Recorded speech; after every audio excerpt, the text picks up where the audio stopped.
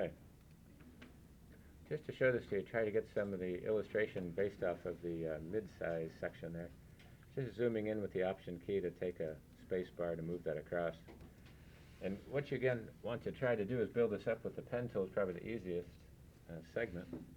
And as I take a look at these images, I'm just clicking with the straight line path. Now it does have a fill, so I'll take that off in just a second. Once I can't see myself seeing this direction, just clicking on this selection allows me to backtrack right up here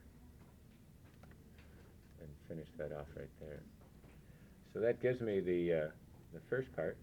Just command click, and again, as the pen tool goes right on top of this, it's telling me that the anchor point is right connected, so I can just click and it'll connect to that, and then allows me to backtrack. So I don't have to use any of the shape builder, because here I can just draw it right straight in there and creates that shape. While it's filled, I can go ahead and select some of the coloring in there, just to click off of it, and again with the anchor point tool, it's clicking right on there, and the smart guides are telling me that I'm listed right on that anchor, and it lets me follow back right into that piece. And I'll give that a shape. So it makes it very easy. Command minus puts everything in. It does have a little bit of the miter. I'll show you that again and how to clip that off of there. I'm just holding the command to click off the page, and now again letting the smart guide tell me that I'm on this anchor point down here. And since all these anchor points are the same, it'll let me ride right along there. And here I can just give it a darker value of that same piece. The only part that's missing is the inside section of this triangular shape. So when I click on it, this is going to make this into a compound path, meaning that there's more than one shape isolating this section here. So if I give this a shape, you can see that it has these two pieces. Make a marquee selection around both of them just to touch them, so that these two are selected.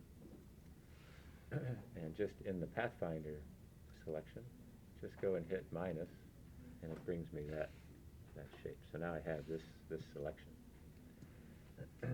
So pretty much have all these points, but I want to clip off these sections, so I'm just going to make sure I select all of these items and go into the stroke panel, and you can see the corner is highlighted here, and the limit is 10.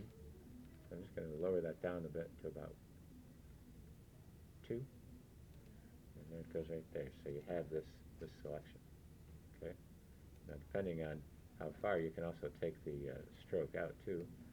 So the question mark is shown up here for the fill because there's more than one color.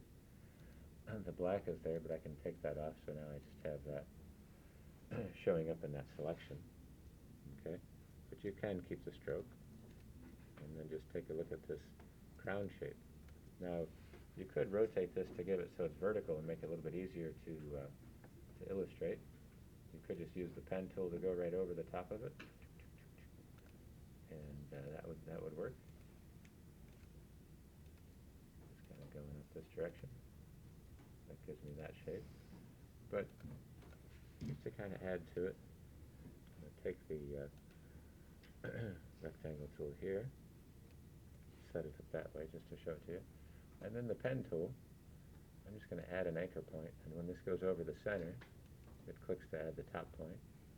I'm going to click inside the middle of these two, and just use the direct selection tool to select the shift key with both of these, and just drop it down to make that. And then take the rectangle tool, and draw this part here. So now it gives you this kind of a different way to illustrate it, just so it's perpendicular, and I can rotate this just by coming on the outside edge and rotating it. But first I'm just going to color it in like that. The other part is you can round off some of these edges. I can take some of the curve off of this.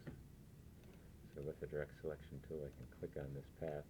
This allows me to move it up and down, but if you go into the path tool down here, there's an anchor point tool. And that allows you to curve this a little bit, so you can kind of get a little bit of that curve and curvature in there. And I can do the same with this part too. So it gives me a little bit of that banding like that. So it's a quick way to put that curve on there. I can select both of these and right-click and group them, and then just go into the swatches panel in order to get gradient. Just to click on X to make that part show up, and all the presets that I already have, I could pick one of those, and I can also go into the library to get gradients. And when you take a look at the metals, for example, it gives me a little bit of this particular selection to it. And with the gradient editor, I can double click to make this color a little bit darker or brighter, depending on the case may be. And click on X to get the color in the foreground, and I can even put a selection on the interior part of this. So now, I bring this across. It's coming to the outside, lets me rotate it, fit it right up in there. And that gives me this kind of a crown shape. Now again, depending on the selection on there, I can change the gradient size for that. Give me a little bit of a selection piece right there. So again, as you go through this, you can take some of the tones, the tints and graphics for this. This is all grouped together, but if I use the direct selection tool, I can click on just the one part and piece of it and select the gradients from there. Again, I can go through and toggle through some of these pieces, depending on which one I want to try. Gives you a whole range of different options to choose from. And that's just a matter of your personal preference, but again, double clicking on there, so it gives me the color choice to rotate, make it a linear gradient. Hit the G for gradient tool, so I can adjust this down here.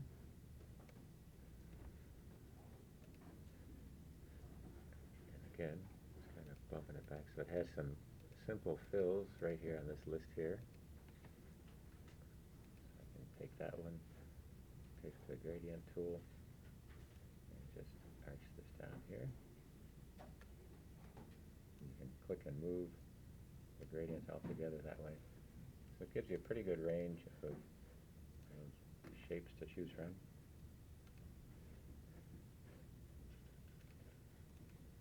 And then just go to the Layers panel, hide this at the Tab key, and Command-Shift-4.